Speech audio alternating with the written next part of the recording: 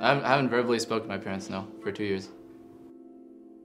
I would always struggle with my parents.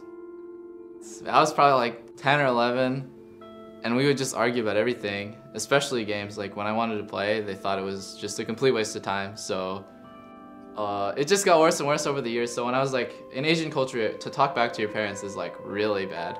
It's like, you know, you're a horrible kid if you even say a single word back to your parents. And it's just arguments like that, they just escalate because I'm not like a submissive kind of person. Even when I was a competitive gamer, I kind of hid it from my family. And the first time I broke out, came out of the closet with my pro gaming thing was like DreamHack, Season 1 championships. I qualified. And I finally had to tell my parents like, oh, like I'm actually being like a competitive player now and I want to go to this tournament and try to win money. And they wouldn't let me go even after I gave them like, oh, it's Riot Games, like they have a website, they're legitimate, you know, there's this news post about it, all this stuff. And they just wouldn't believe me. They're like, you're going to die if you go to Sweden for DreamHack. And I finally got my older brother, I begged him to try to help convince my parents that it was okay, and he helped me out.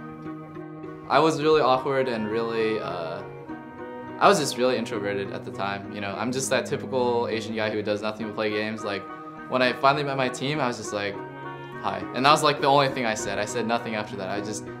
I was a presence with them, but I didn't interact with them very much. I came home and they're pretty happy, you know, but they weren't proud or anything. They're just like, oh, you made some money, that's cool. Hopefully this doesn't happen too much, you know, so I don't want you to miss too much school or lose track of what you want to do. They wanted me to go to college, they wanted me to do what they do. And then the last time I think I was 17 or 16, I was 16, and they told me to leave and I was like, okay, this time I'm actually going to leave. That's what I thought in my head. So I took my wallet, the only things I own, my wallet, my computer, and my bike. And I biked to my gas station. I went to the gas station, I called my friend, I'm like, yo, this time it's like for real, can you come pick me up because I have a computer now, this is like, I'm leaving the house. So yeah, I just left home.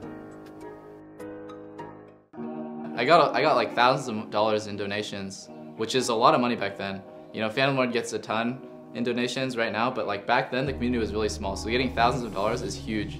And that's just kind of spiraled me into becoming like, I have to all in on being a pro gamer. If I leave home and I have no degree from a college, like I have to be a pro gamer to sustain myself unless I want to go to McDonald's, you know? So yeah, I had to be a pro gamer and I did. I had a really hard time paying rent for Travis because I came there just as a couch surfer, you know, just I'm gonna stay here for a week max. That's what I said. If he actually quoted me in my Reddit message one time, he was like, yeah, I'll probably be there for a week max. I ended up living with him for a year, so it just so happened that his roommate was moving out, and at that same time he was looking for a tenant, you know, to share a rent with. And I was like, I can pay, but I don't have any money right now. Maybe I can pay you more down the line, but I can only pay you like X amount this month. And he was a really nice guy. He was like, yeah, sure, I have faith.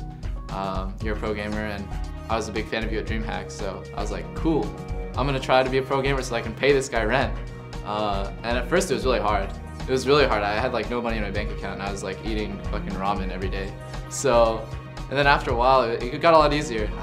Being on Curse, they're a really rich organization, and I just so lucked out. I made guides and I made content for them and I got paid a lot of money.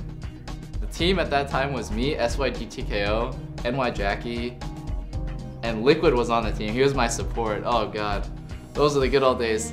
And I pretty much made like half the guides for that site because they're paying so well. I was like, why are you guys not taking advantage of this? This is so much money for just making a guide. Like, why would you not do it? And everyone else is just so lazy. I just picked up the slack and just made a bunch of guides. Every day I just try to work on a guide. And at the end of the month, Liquid finally paid me and I was like, this is the real deal. Like, I'm actually getting money for being a pro gamer and having all this insight in the game. I was just super happy and I could finally pay rent that month. Shot.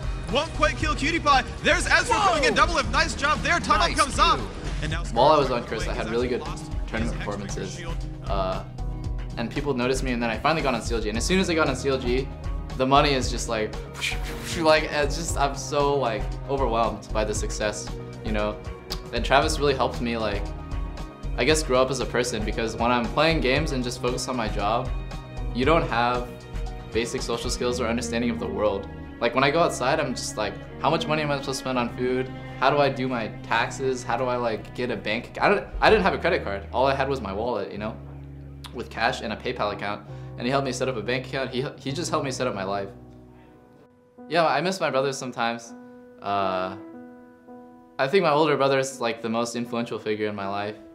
And then my younger brother, having a younger brother really teaches you how to like be a family, you know? Like when you have to care for someone, it was just me and my older brother who raised him. So yeah, like blood is blood. Yeah, I'm still, you know, blood is blood. You have to take care of your family.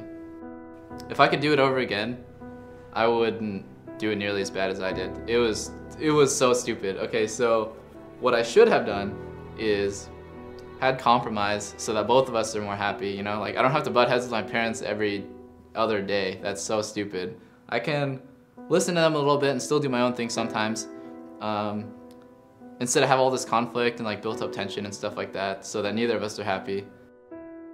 The years leading up to that, like I had a really rough childhood, so I didn't really need to have that. I brought that upon myself. It's not really anyone's fault but mine.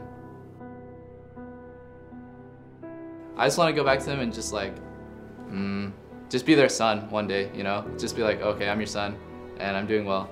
But right now I can't do that, I'm too busy. Chinese culture is just so different. Like, if you're first generation, you have to just try to understand what your parents went through, you know? Like my parents went through the Cultural Revolution, they had like hard times brought upon them. And they kind of like project that, you know? They want me to have a hard time so that they can be as successful as them, because they're like really smart people. But I don't know, if I understood them a little bit more and I appreciated them a little bit more, maybe we wouldn't have had so many fights. I can make amends someday.